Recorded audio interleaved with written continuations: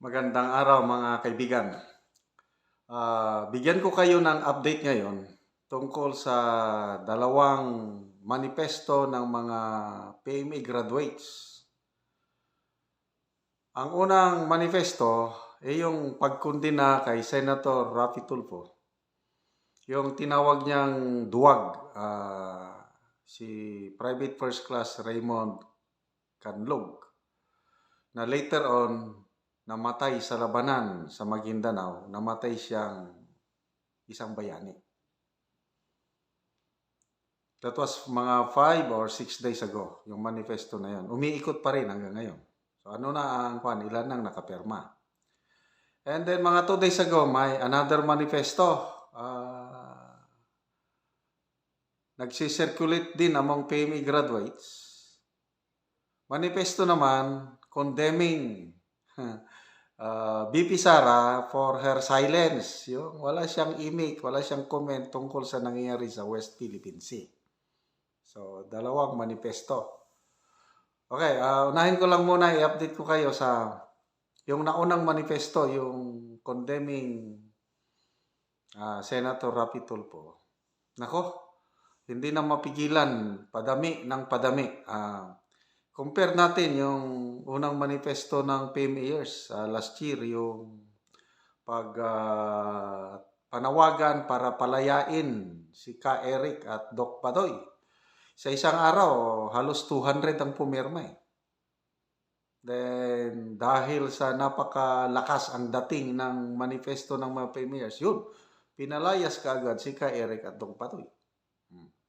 So, maraming nagreklamong PMAers dahil hindi pa ako nakapirma. Nasaan na yon?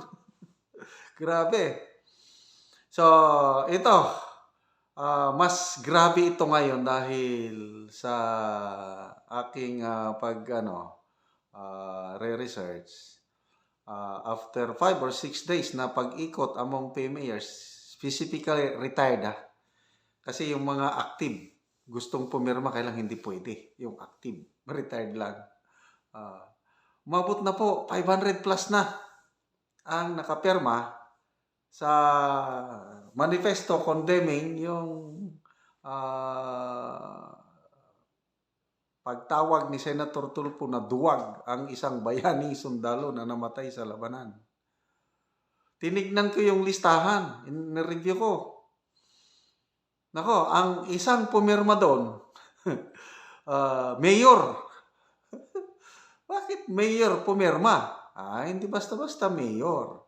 Mayor Benji Binamin Magalong, Class 82. Yun.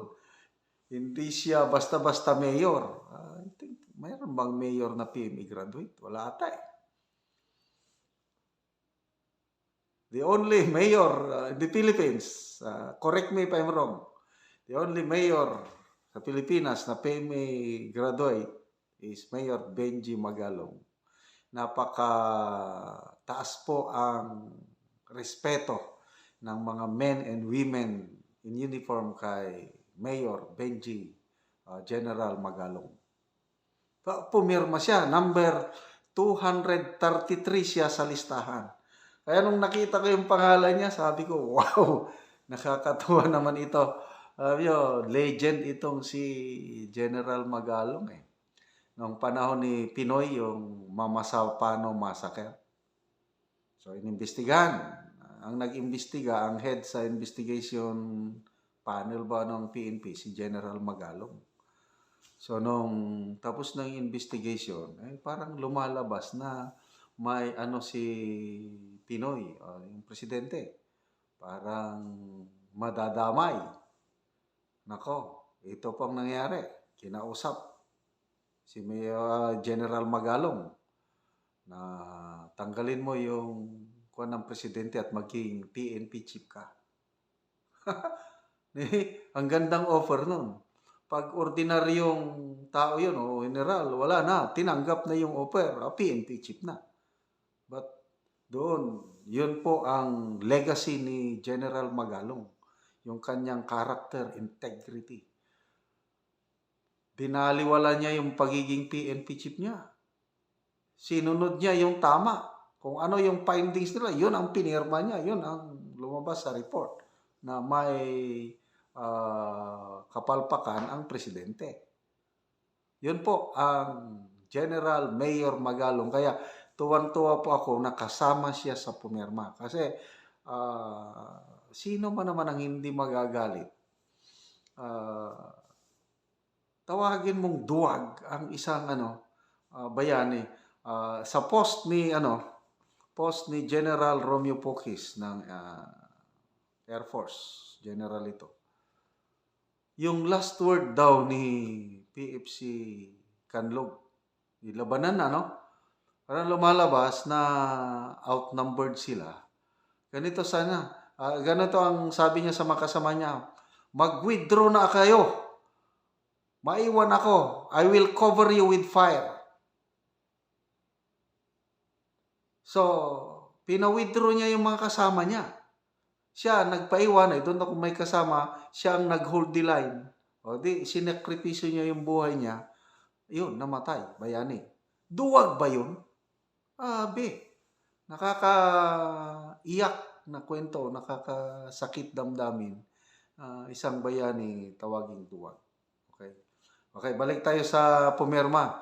May nakita ko doon isang PNP Chief, General Rason. Tapos isang Coast Guard Admiral, 4-star Admiral, kalimutan ko yung pangalan. Tapos 5 AFP Chief of Staff. Yung matandaanan ko lang is Dionisio Santiago, Abaya, Senga, Abu, and nakalimutan ko yung isa.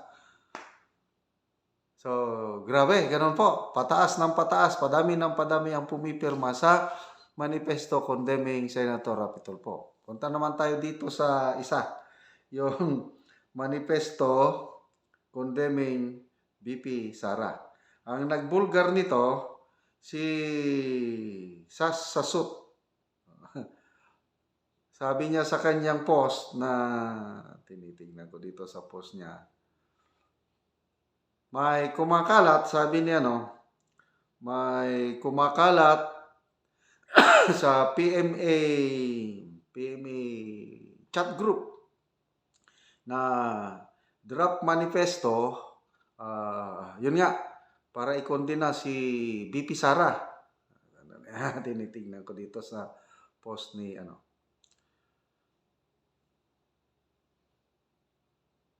Okay, ito na. 2 days ago, a draft manifesto is circulating in a PMA chat group.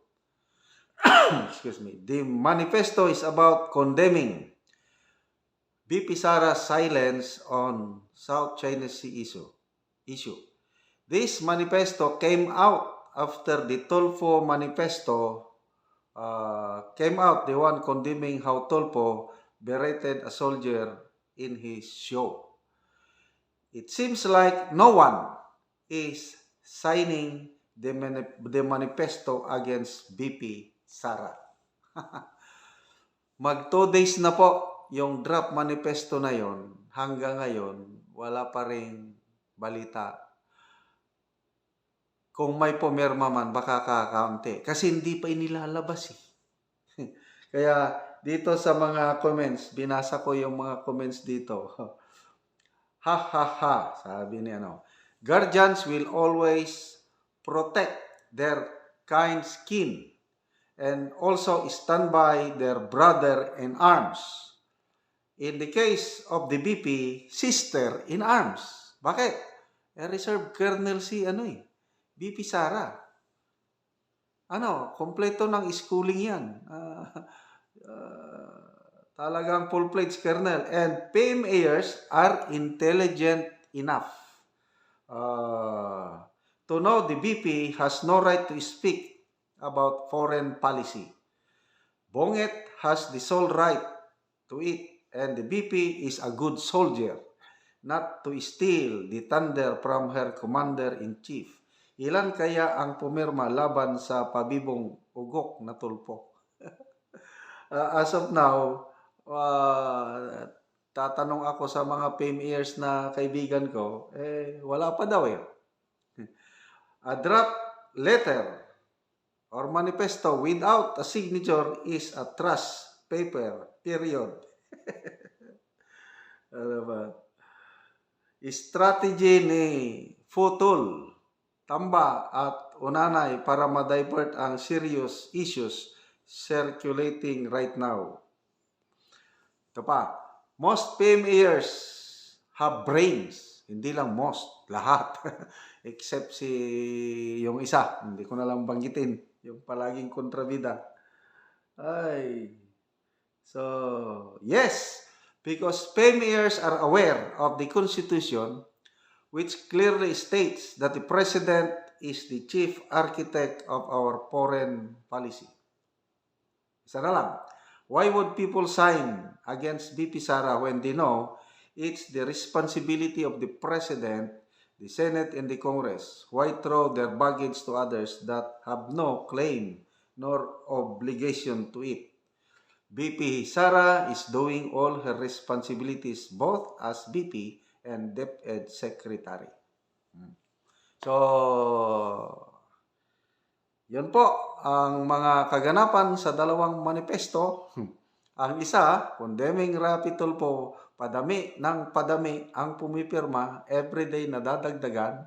Ulitin ko, ang pinaka na pumirma doon para sa akin si Mayor General Benji Magalong, 5 AFP Chief of Staff, isang PNP Chief, isang Coast Guard Admiral. The other one, 0. Ano ngayon? Sinong napahiya? Alam nyo na.